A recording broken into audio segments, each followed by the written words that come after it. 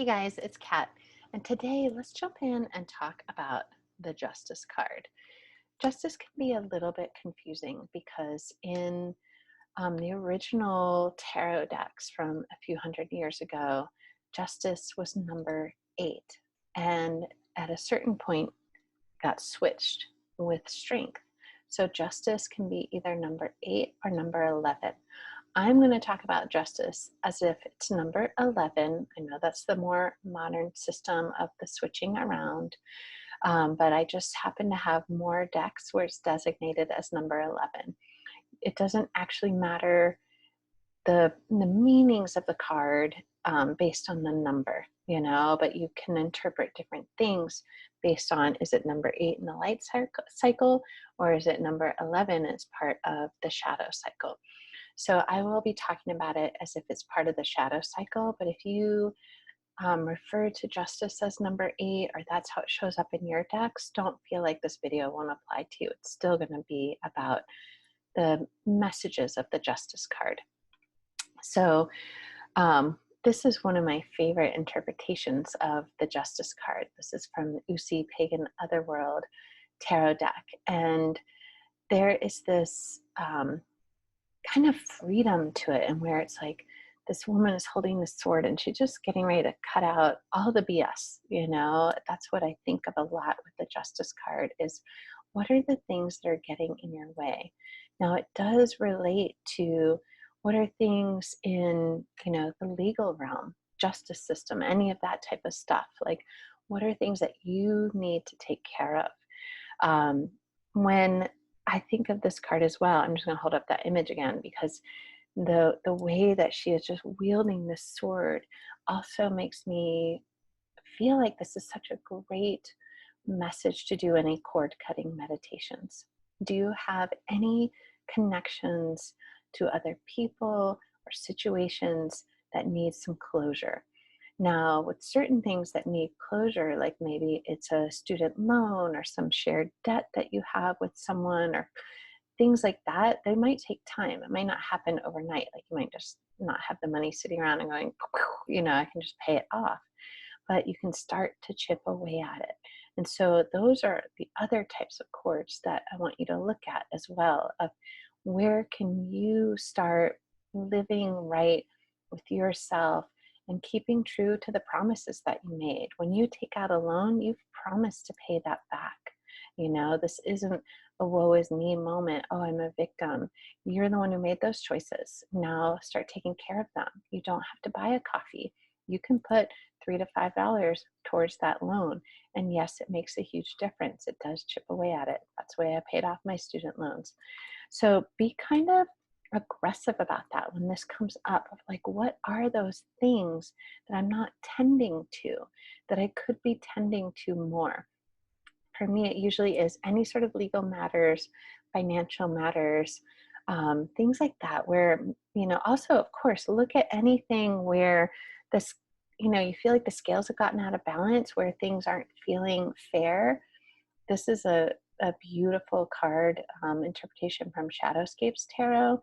And this one, in this card image, you see how she is holding feather, and that correlation to when you're weighing, I don't know the mythology, I'm sorry, but weighing like your heart against your soul against the decisions that you've made, those types of things that are a little bit larger mythological and spiritual ways of looking at the world, of seeing what you can transform, what is weighing on your soul, what is feeling out of balance. Clean that stuff up and look for cleaning it up in this realm. Like I said, you can do things in the spiritual realm, do some cord cutting meditations and stuff, but I feel like Justice often points us to what's something that we can clean up here that just isn't quite right, that's maybe gone on a little too long, dragged out, or we're holding a grudge or something like that. This can also be a beautiful card of forgiveness, guiding you back to forgiveness. Here's the interpretation from the Star Tarot. And this card definitely shows how clearly balanced, centered in yourself. That is what you want to look for, is that feeling. And so sometimes it does take some investigation internally. Where do things feel out of balance? It can point to many different things, but definitely, check in on those things that we like to ignore. The la la la la la, I'm not paying attention to having a bunch of debt or having that legal issue. And it doesn't all have to be bad. Like, I'm going through a name change right now, and it's super challenging because of I can't go to all of the different offices and departments that I need to go to. So that's just something that's going to be lingering for a little while. I know that, but I do what things I can to move it forward. So it's not like something I've just procrastinated and pushed off and going, well, I can't do anything right now, because that just isn't true. There are things I can do right now. I've been able to move some of it forward. So it doesn't have to be negative things. We're not trying to kick ourselves for decisions that we've made or choices that we've made in the past, but we're trying to make ourselves right with them. And so you can use all of the skills too. You can always call for like debt forgiveness, or see if you can have your interest rate lowered, but just start tending to those things that are lingering in that way. And if you do have legal things going on, court cases, anything like that, you definitely need to pay attention to that. Check in with your lawyer, make sure that you're doing all that you can to get closure from that. Sometimes we worry so much about getting the right thing or what's due to us, when we need to be right with ourselves, and a lot of times to get right with yourself is practicing forgiveness and being willing to move into that space of moving on from something, cutting the ties from it. The longer that we hold on to these things, the longer do we have all of these cords and connections to our past, to these other people, to things, to situations that aren't serving your better growth. And so the lighter that you can make your load to all of these types of things, the easier your journey will be through some of the other challenging cards in the shadow journey. That's my take on the Justice card. I hope it serves you well, and definitely tune in to what feels right with you.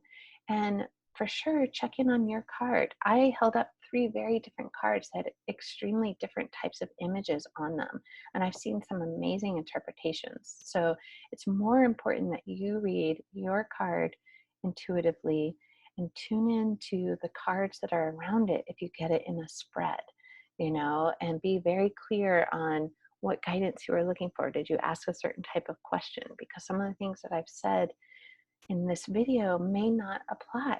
It's more important for you to read and tune into what has come up in your situation.